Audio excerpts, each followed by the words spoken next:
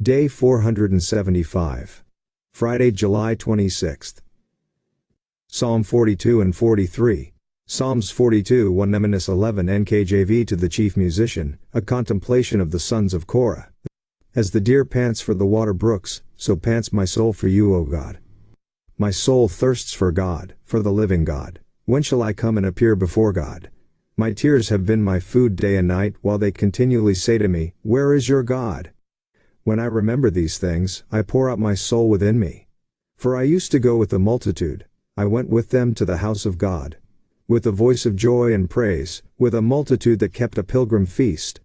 Why are you cast down, O my soul? And why are you disquieted within me? Hope in God, for I shall yet praise him for the help of his countenance. O my God, my soul is cast down within me, therefore I will remember you from the land of the Jordan, and from the heights of Hermon, from the hill Mizar. Deep calls unto deep at the noise of your waterfalls, all your waves and billows have gone over me. The Lord will command his loving kindness in the daytime, and in the night his song shall be with me, a prayer to the God of my life. I will say to God my rock, why have you forgotten me? Why do I go mourning because of the oppression of the enemy? As with the breaking of my bones my enemies reproach me, while they say to me all day long, Where is your God? Why are you cast down, O my soul, and why are you disquieted within me? Hope in God, for I shall yet praise him, the help of my countenance, and my God. Psalms 43 1-5 NKJV. Vindicate me, O God, and plead my cause against an ungodly nation. O, deliver me from the deceitful and unjust man. For you are the God of my strength. Why do you cast me off? Why do I go mourning because of the oppression of the enemy? Oh, send out your light and your truth. Let them lead me, let them bring me to your holy hill and to your tabernacle. Then I will go to the altar of God, to God my exceeding joy, and on the harp I will praise you, O God my God.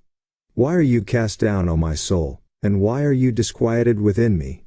Hope in God, for I shall yet praise him, the help of my countenance and my God. Daily Deep Dive. The UCG reading plan states, like Book I. Book 2 of Psalms is primarily a collection of Davidic prayers, compare Psalm 220. However, the book begins with psalms possibly composed by others, psalms by the sons of Korah, i.e., descendants of the Levite leader Korah who rebelled against Moses in Numbers 16, and Psalm 50 by Asaph, one of the musical leaders David appointed. However, it could be that the Hebrew la before these names means for and not of, so that perhaps David wrote them for these others to perform, or perhaps David composed the music, and these others wrote the lyrics, or vice versa. Sons of Korah refers to the Levitical choir made up of the descendants of Korah appointed by David to serve in the temple liturgy, i.e., rites of public worship. The Korahites represented the Levitical family of Kohath son of Levi. Their leader in the days of David was Heman, just as Asaph led the choir of the Gershonites, and Jeduthun, Ethan, the choir of the Merarites, see 1 Chronicles 6:31. This is the first of a collection of 7 psalms ascribed to the sons of Korah.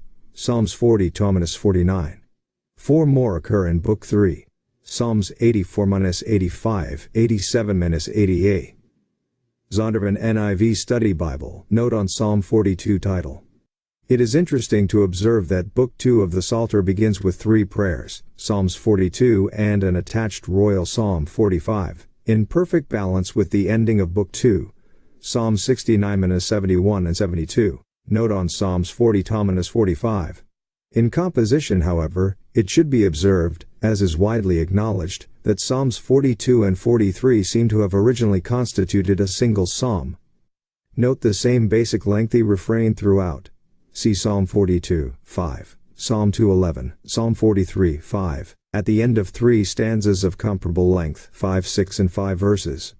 The repetition of Why do I go mourning because of the oppression of the enemy? Psalm 42 line, Psalm 43, the running theme of longing to appear before God. At his tabernacle, Psalm 42, -4. Psalm 43, 3-4. And, given all this, the absence of a superscription at the beginning of 43.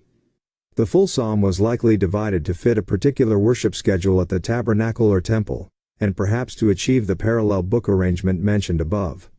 The superscriptions of Psalm 42, with 43, 44 and 45 all contain the obscure Hebrew designation maskil. As noted on Psalm 32, this term may be derived from a word meaning wisdom or instruction. Yet in all psalm title occurrences the NKJV translates this word as contemplation. Psalm 42 with 43 is written from the perspective of a single composer, though sons of Korah may denote a group effort in either writing or performing, though it could just mean the psalm came from among them as one out of a collection of their psalms, with different psalms in the collection having been composed by different individuals. For the purposes of commentary, we will assume a single author for each psalm. The psalmist here then, who is also a harpist, Psalm 43:4, is unhappy and troubled. With constant tears, Psalm 42:3, he expresses an intense yearning for God. My soul thirsts for God, for the living God, verse 2. Just as a deer in times of drought searches desperately for water, the psalmist longs to be in the presence of God, verse 1. It appears that he is prevented from going to God's tabernacle for festival worship as he used to. Psalm 42, 2-4, Psalm 43, 3-4. This may be because of enemy oppression, perhaps even capture and war, Psalm 42, 9, Psalm 43, which would parallel the experience of those in the related psalm that follows, Psalm 44. It could be in 42-43, however, that enemies are not the reason the psalmist can't go to the tabernacle, that they are merely taunting him for whatever it is that is preventing him, such as sickness or disability. He could even have been on the run from someone who wanted to kill him over something he didn't do, compare Psalm 43:1. Perhaps he was a fugitive at one of the far northern cities of refuge.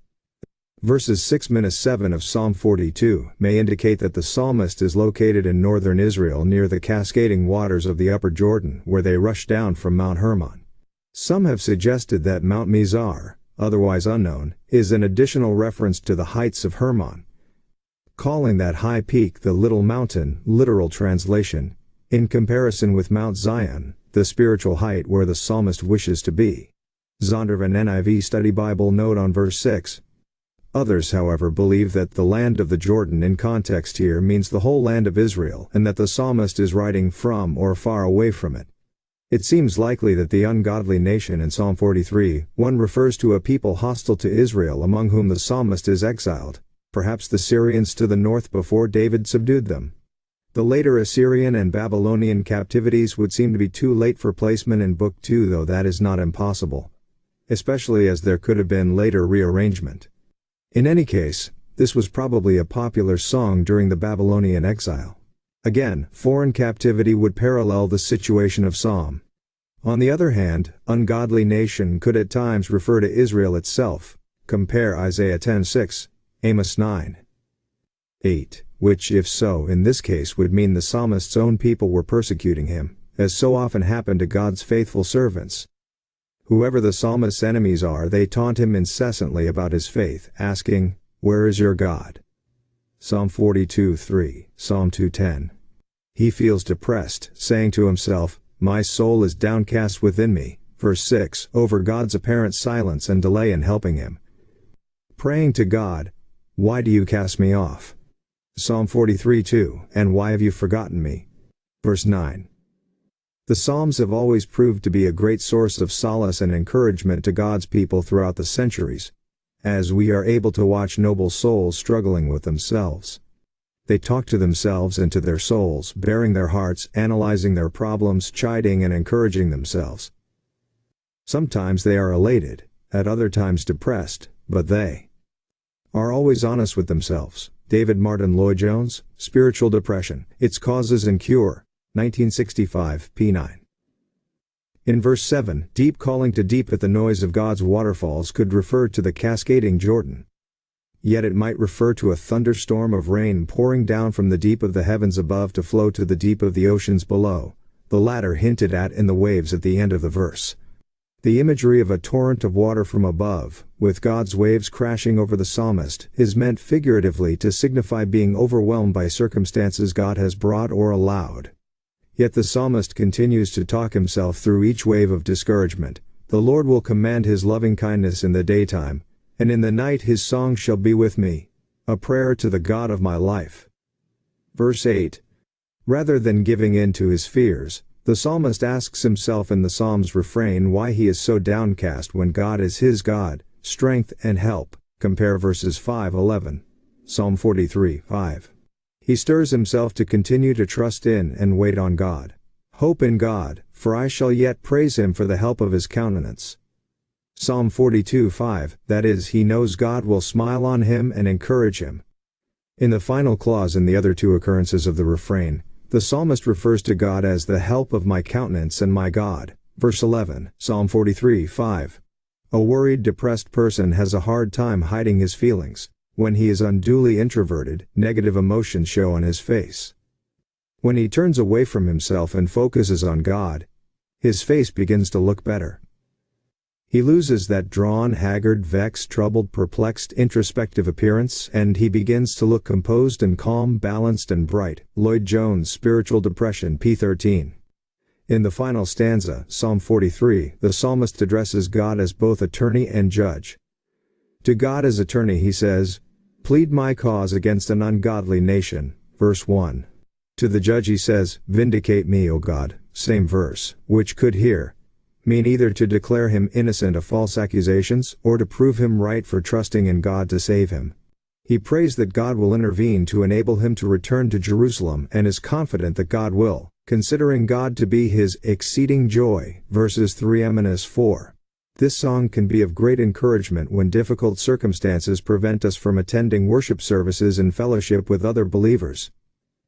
We can of course still come before God in the Spirit. We should also remember that even if circumstances such as health were to bar us from Sabbath and festival services for the rest of our physical lives, all who remain faithful to God will one day join together in worshiping him at Jerusalem for all eternity. End.